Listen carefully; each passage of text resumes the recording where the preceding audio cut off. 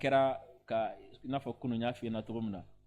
minnu kɛlen don k'u yɛrɛ kɛ diɲɛ kulobaw ye olu ma ye a kɛnɛ kan nka fɛn min ye président caman ye jamanakuntigi caman olu tun bɛ yen fɛn min ye Corée du Nord ale ɲɛmɔgɔ n'o ye Kim Jong-un ye Sisoko ale tun bɛ kɛnɛ kan Vladimir Poutine ale fana tun bɛ kɛnɛ kan ka taga fara Xi Jinping kan n'o ye Chinois yɛrɛ ka jamana ɲɛmɔgɔ ye ale tun bɛ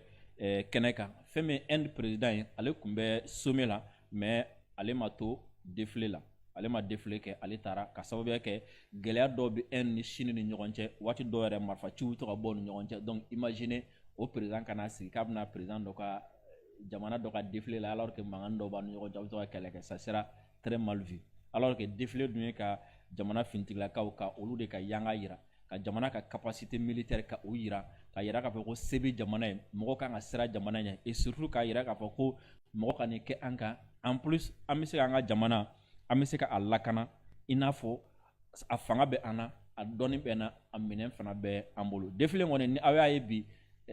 an ye ja fɔlɔ minnu yira la aw y'a ye k'a fɔ ko minɛn fɛn fɛn bɛ défilé kɛnɛ in kan a bɛɛ Chinois yɛrɛ bɛ minɛn min dilan o y'a yira k'a fɔ ko minɛn bɛɛ dernière génération de a ye avion ye a ye missile ye a ye char ye a ye a suguya bɛɛ lajɛlen fɛn min ye n ye président minnu tɔgɔ f'i ye olu kɔfɛ fɛn min ye Biélorussie ale fana président tun bɛ yen n'o ye Alexandre Loukachenko ye ale tun bɛ comment dirais-je la ale tun bɛ kɛnɛ kan Iran président Massoud Pezeshkian ale tun bɛ kɛnɛ kan Indonésie Prabowo Subianto o tun ye ale ɲɛmɔgɔ ale fana tun bɛ kɛnɛ kan fɛn min ye Turki ɲɛmɔgɔ ye n'o ye Recep Tayyip Erdogan ale fana tun bɛ kɛnɛ kan i b'a ye k'a fɔ ko hali Europe yɛrɛ kɔnɔna la jamana dɔw fana tun bɛ yen nɔ olu ɲɛmɔgɔ tun bɛ kɛnɛ kan par exemple Slovaquie ale premier ministre tun bɛ nin kɛnɛ in kan Serbie olu fana ka jamana ɲɛmɔgɔ tun bɛ kɛnɛ kan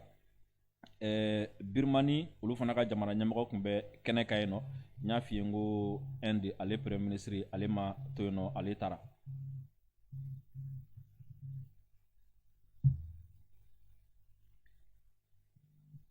ayiwa ninnu bɛɛ lajɛlen kɔfɛ fɛn min ye défilé in yɛrɛ a historique 3 septembre historique an hakila an bɛna an da don o fana la 3 septembre yɛrɛ septembre kalo tile 3 san 1945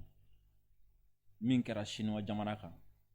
ni Ala sɔnna ma an bɛ nin ja in lajɛ aw bɛna caman faamu a la Sisoko i b'an bila o kɛnɛ kan. Le Japon a annoncé sa capitulation le 15 août 1945. Peu après-midi, l'empereur Hirohito a déclaré que le Japon acceptait les termes de la déclaration de Potsdam et se rendait sans condition. Le message a été diffusé à la radio dans tout le pays. Cependant, sans signature officielle des termes de la capitulation, celle-ci n'avait aucune valeur juridique.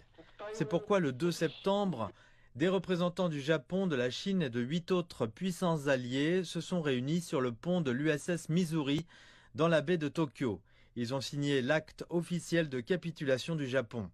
La cérémonie a duré plus de 20 minutes et a été diffusée dans le monde entier. Le lendemain, 3 septembre, l'armée japonaise en Chine capitula officiellement devant le gouvernement chinois. La nation entière se réjouit. Des célébrations éclatèrent dans toute la Chine. Cela marqua la première victoire totale contre une invasion étrangère dans l'histoire moderne de la Chine.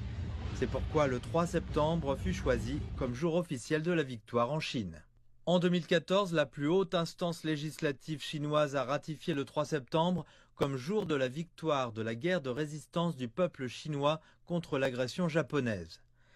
Le fait de consacrer cette date comme jour commémoré à l'échelle nationale permettra au peuple de réfléchir aux leçons de la guerre, de commémorer les sacrifices héroïques et de démontrer la forte volonté de la Chine de préserver la souveraineté nationale, l'intégrité territoriale et la... Le Japon... Ayiwa aw bɔra sisan nɔ ka fɛn bɛ 3 septembre ni Japon plutôt ni Chinois fɛ yen nɔ n'u b'a fɔ ko don de don don min n'u ye sɛbɛnka sɔrɔ Japon kan bolonɔ bilala sɛbɛn na o don de k'a fɔ ko Japon sɔnna ma deuxième guerre mondiale k'a fɔ ko awɔ o kɔfɛ fɛn min ye u ni Chinois fana ni ɲɔgɔn cɛ a b'a dɔn Japon fana kun kɛlen don ka degunba ta